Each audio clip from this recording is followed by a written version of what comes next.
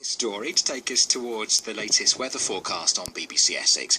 Have a listen to this. A Southend man is facing his toughest challenge yet as he witnesses a recreation of a famous jail escape from the cell that once allegedly held the legendary Essex highwayman Dick Turpin. Stuart Burrell will be one of the qualified witnesses as Dan Weasel Dandaw Robinson attempts to escape from the condemned cell at York Castle Prison in October. Now, if Dan is successful, he will have completed a challenge that the great Houdini is reputed to have refused. Whew. Stuart joins us on the line now. Morning, Stuart. Good morning. So, what's your role going to be then as witness to this? My role is basically to ensure there's no sort of cheating or chicanery. It would be incredibly easy to make a mistake or not be true to the conditions Houdini faced. So I'm almost like a referee. It's a new experience for me because I've been an escape artist for over 10 years. So it's a new experience trying to enforce the rules, actually. You've had 14 world record attempts yourself in Escapology, haven't you? Yes. Did you get any of those? I'm up to, just waiting for the paperwork to clear on 2, so I'm up to 10. That's good, isn't it? Yes. But you've never tried to get out of the cell that held Dick Turpin? No, to put it into context for the listeners, for footballers in England, there's Wembley. For tennis players, there's Wimbledon.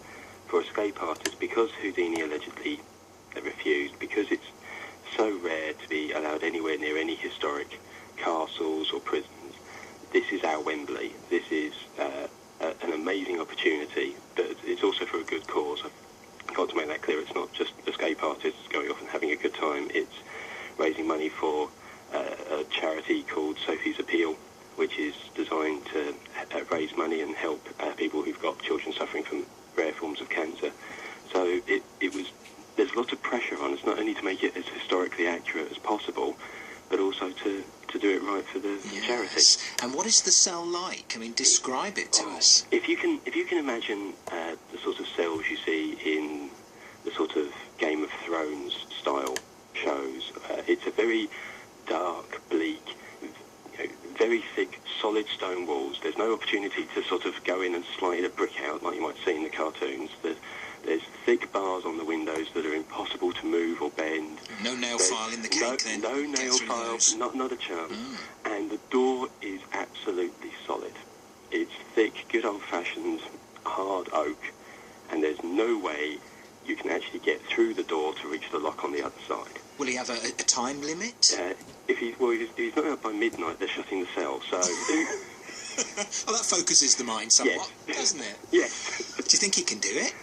I think he can, but obviously he's not going into detail into how he's going to do it because he's having to do a lot of research, because this is the one cell Houdini left no notes on, and only one person has been close to copying Houdini in the past, and that was a man called De-Val.